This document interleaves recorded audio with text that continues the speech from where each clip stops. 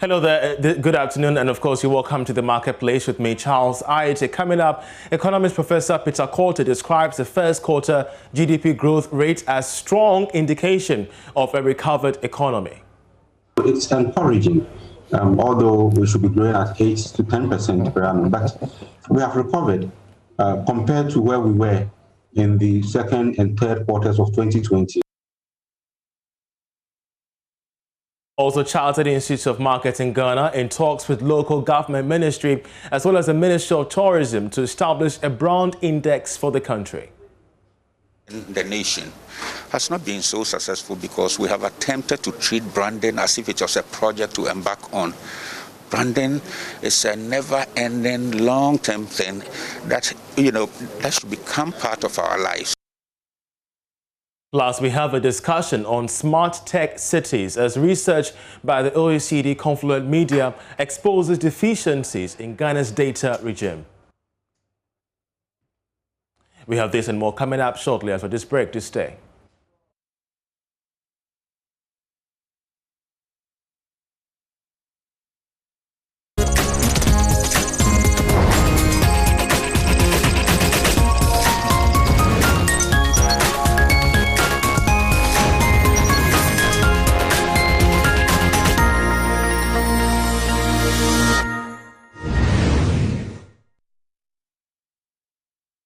Hello and welcome. The economy can indeed be described as recovered from COVID-19 shocks from last year.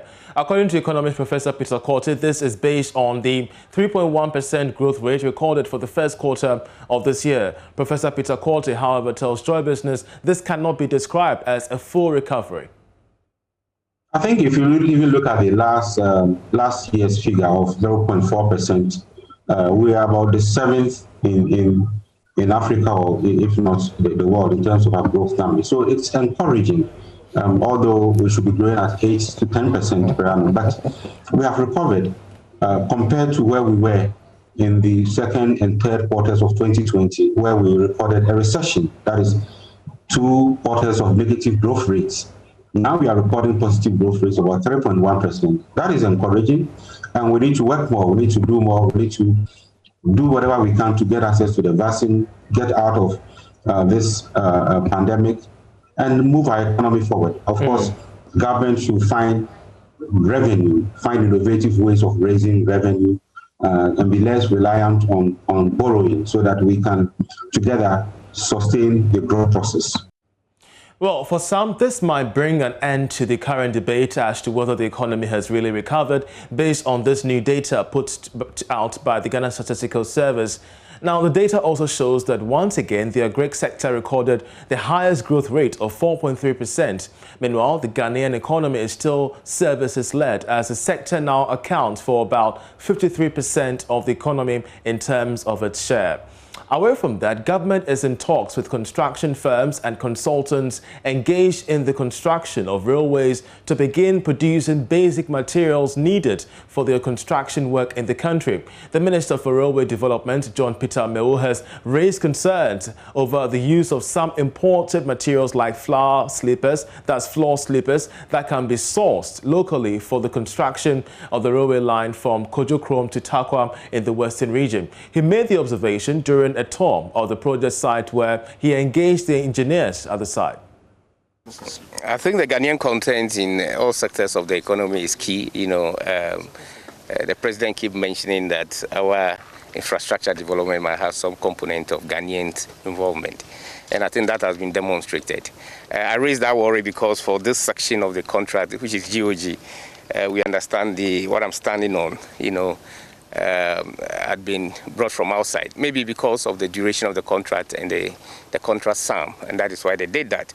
But going forward, all the other contracts that have been signed, we have stated categorically the element of Ghanaian content, nothing less than 30%, which meant that even the sleeper going forward, no contractor is going to import any sleeper into this country. The sleeper is made out of sand aggregates cement, GASM is there.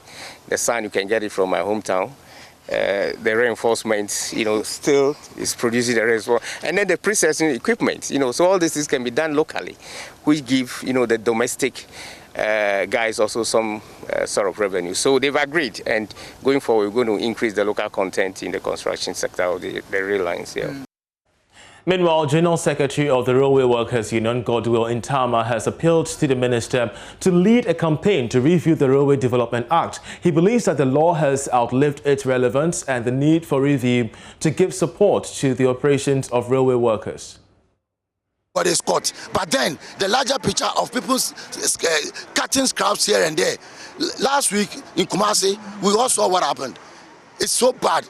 The thing is for the state. Let's all, with the security agencies and everybody, join forces and make sure we protect the rail lines. You also don't want the Railway Development Authority to be selling your assets, and then you want the repeal of the law. Tell us about that. How crucial is that? What's that? The Act 779 came, and hitherto the assets and all those things that were under the GRCL has been transferred to the Ghana Railway Development Authority.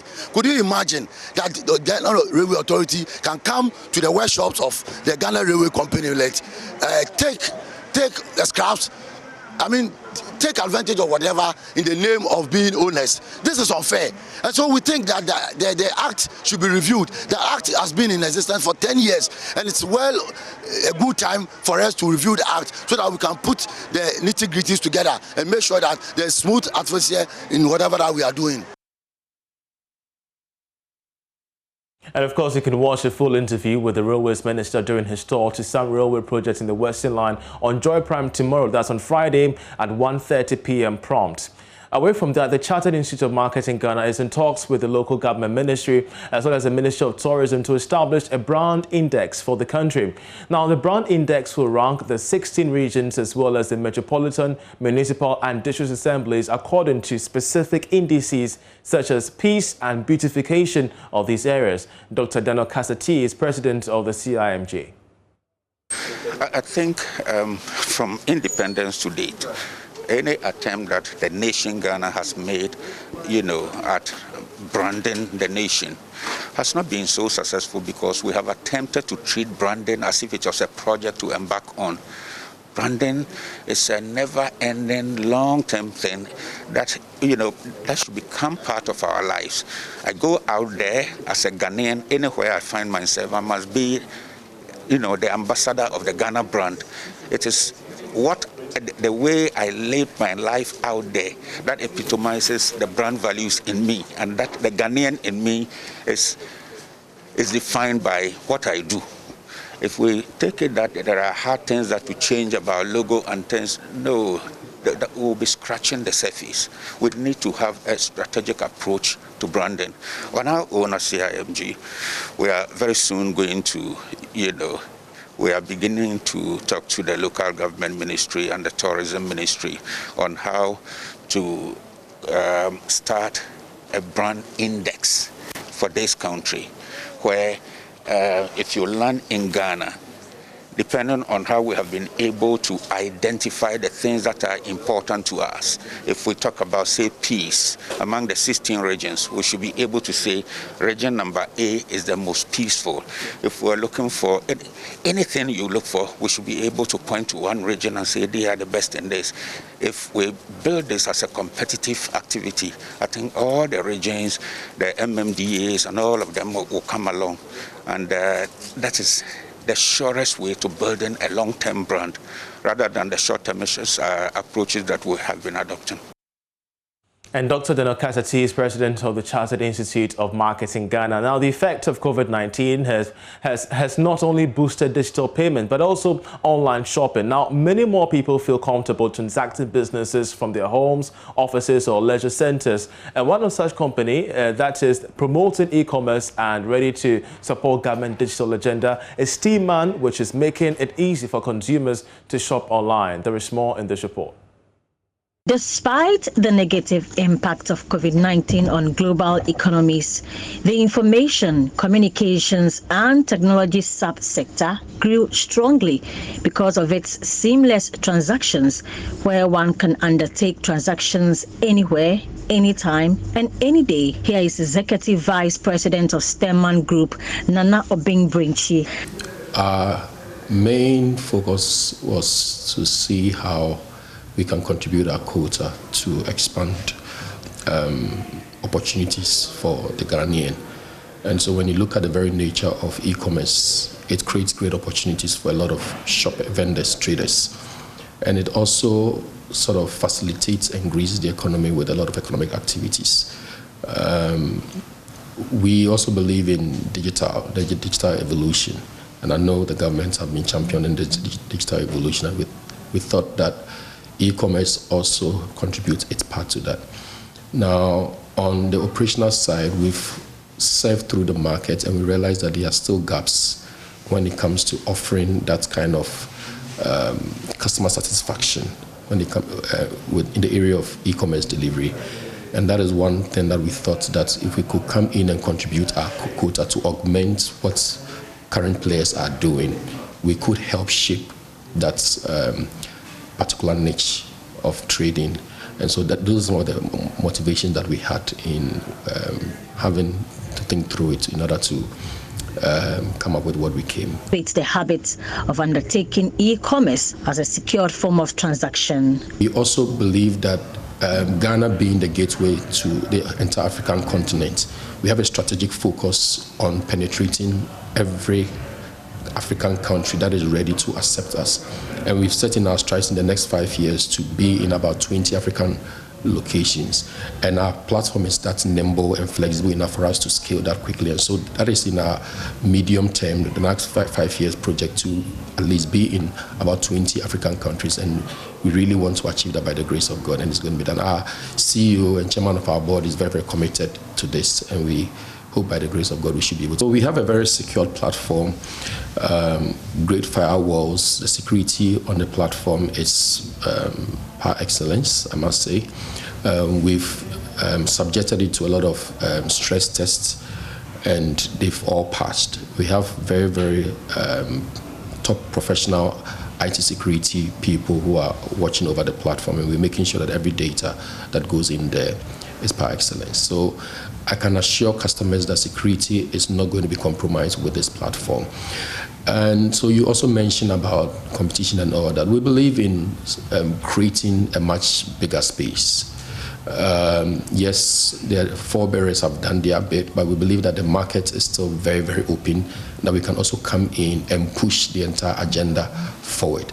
We've seen a few operational challenges in the market, but I believe that once we come in, we can also support and augment the experience that the Ghanaian is going to have on that. So basically, those are some of the things that we believe that we can come in. Though there is no clear-cut data as to the number of Ghanaians shopping online, quite a number of Ghanaians are now shopping through the internet. You're watching Marketplace. You're taking a short break. We'll be right back this day.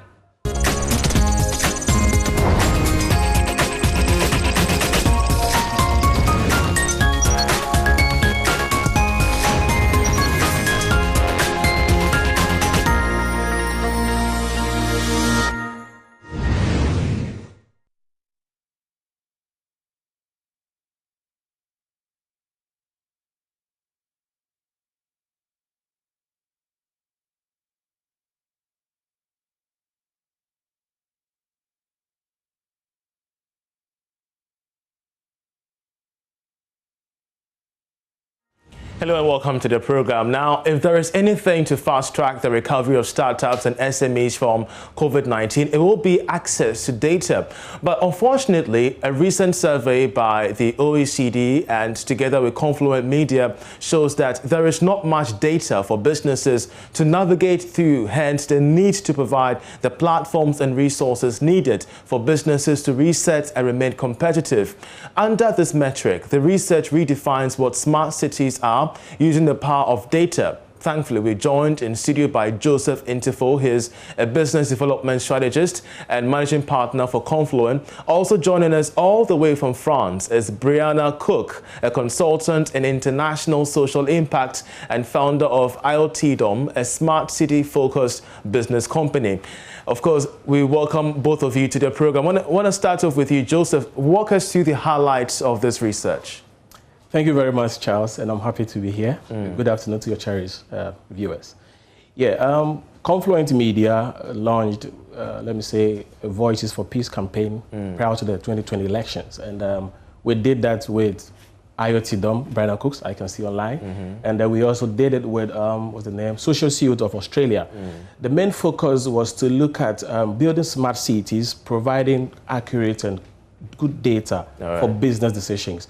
But to do this, we realized that the elections provided a precursor to really discuss peace and see that anybody who want to enter into our economy to do business, or even local players who want to do business here, are comfortable. So to do this, what the research sought to do was to measure the sentiment of our people in the local communities with looking at their safety, how secure they are. Two, we also wanted to find out how people feel they could associate with their community. So we called it the community pride. And then we also looked at inclusivity. Do people feel they are part of the process? Are they part of the governance process? And how it's going to be for them? And then the exciting part of this survey had to do with people's accessibility to information. And in there, we sought to highlight one key government, if you like, feature, which is budget, to know whether people have information to budget and what it really means.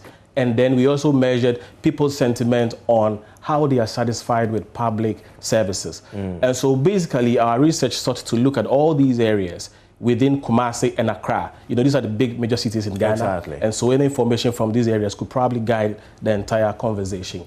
We looked at close to about 2,240 respondents within these two major communities. And we also spotlight centers within high-earning areas like, let's say, East Legon Airport. And then you can also go to areas where it's not that so like Lima, Mamobi. So you could have a good blend of the kind of information you need to put out. So what exactly did you find out? Good. So in terms of the statistics, taking it from the top, let me say security was not a good thing, that the information wasn't too. From what we did, we realized that rating it from 1 to 5, we had 2. So 1 being low, 5 being high. Great. 2 saying that security is not the best in our society. So it means that locally, people don't feel too secure. If you're looking at 2, it's that low. But you know, we are so much concerned about the data and of course what we found out in terms of the reach of data to businesses, because if we could also pinpoint some of the sections of the research finding that, you know, you conducted on our screens for our viewers to see regarding our performance in terms of data reach, what exactly remains the deficiency of data to the business community? Yeah, I think the key issue with data has to do with accessibility and accuracy. And we realized that apart from the fact that people were not able to access data because most of our data are very disaggregated, you will need to comb through a lot of, if you like, institutions, website, platforms to just get a simple information. Apart from that challenge, the issue of accuracy was there. So typically, you talk to somebody and he tells you, I don't believe the budget. Great. But you hold on to that thought for me, because Brianna, if you could hear me, of course, you are a consultant in international social impact and founder of IoT Freedom. It's interesting to know that when we define what a smart city is, we mostly leave out the instructive blueprint of data. Tell me, what about data makes a smart city? Yes, thank you so much also for the introduction and for having me. Thank you, everyone, also in Ghana. So data, essentially, to the smart city is what food is to the body, or what gas is to the car. It makes everything operate efficiently and, if you will, more smartly. So without realistic, timely, and disaggregated data, we don't have the full knowledge and capacity to understand how we can truly expand our cities to reach their ultimate goals. So the Sustainable Development Goals, a lot of these activities that we've set out to achieve by the year 2030. So data essentially is that main driver and should be treated like a commodity within a smart city, just as gas is for transportation and manufacturing. Well, so speaking about that, of course, the modules that you implement help us understand the outlook for Ghana. Yes, definitely. So the outlook for Ghana is very positive from my perspective. As the previous segments introduced in terms of tech, data collection, the population and housing census that's currently undertaken throughout most of the regions currently and throughout the entire nation. The outlook is very large. There's a lot of capacity And we need to continue to move forward with these goals and with this same action to be able to ensure that we have the data to provide the public services and the information that the population is so much demanding. Well, but having taken a look at this research paper, which encompasses matters of security, data, and even all the issues, regarding the SDGs, what efficient solutions there are, in your point of view, that can be applied here in Ghana to ensure efficiency along these lines? Yes. So as my colleague Joseph also mentioned briefly, the transparency and openness to data. So creating portals for open information and also disaggregating this data so that you don't necessarily have to have an advanced degree to understand what the data means. So it's easy to understand. Anyone can read it. Anybody that has a business idea to help foster and innovate entrepreneurship in the communities. The data can be used to harness, for instance, housing projects, agricultural projects, and different things within the regions. One thing I get out of the conversation is this definition of a smart city, because as you already know, Joseph, whenever we hear of the smart cities, we think about technology, but now we are being opened up to the potential of data. So moving forward, Brianna, what kind of emergent steps, policy directions do you think government stakeholders must adopt to ensure that the blueprint for data is so solid? Yes, first and foremost, as Joseph also communicated, our research started around the democratic elections in Ghana in 2020, but peace must be at the core within data collection. People must understand the reason why the data is being collected, and also fostering trust and transparency in the data so that people can rely on it and know that it's able to be trusted. It's not going to be used for profit or for other material gains or be put into the wrong hands, as we see with so many cybersecurity threats. So the main importance within policy and just in economic practice is to ensure trust to the overall population, that data can be harnessed for social good in the society. Brianna, we're so grateful that you joined us. And of course, she's joining us all the way from France with her thoughts on the recent research that has been launched regarding the tech city. So let me bring you in once again, Joseph. So moving forward, what recommendations do you seek must be laid out moving forward? Great. Now, Key, like Brenna said, one thing we realize is that it is important for government, or if you like economic players, to aggregate data. Okay. It's very difficult getting data and then trusting it. And so once the data is aggregated, you know you're going to get this from here. When you get it, you match it to what you hear.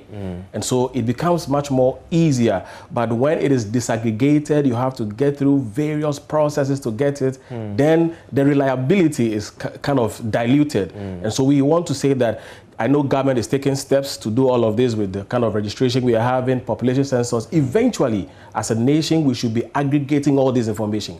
So if I'm in the financial space, a businessman, I could just go to a one-stop shop area and get information, unlike it is at the moment. Exactly. Apart from that, there is that need to create awareness. Okay. It's huge.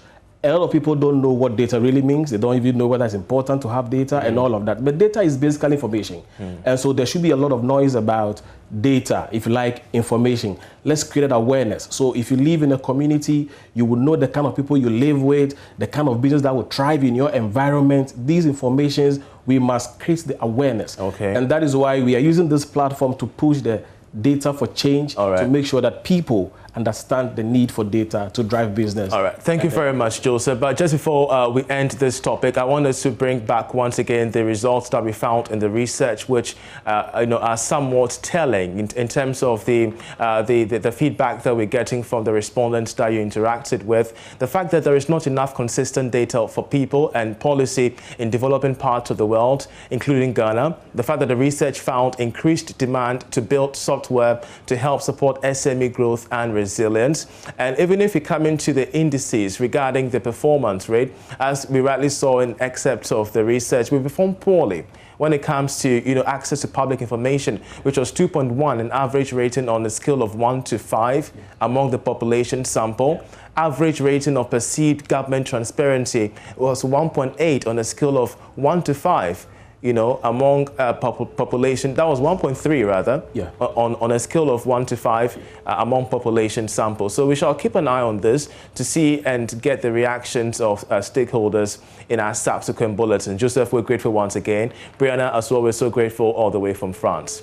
Well, away from that, before we go, news coming in, the Bank of Ghana will soon start purchasing gold from local markets to help shore up its reserves. This will happen after it launches the Bank of Ghana Domestic Gold Purchase Program a few hours from now. Now, the initiative will help the central bank increase its reserves that are held in gold.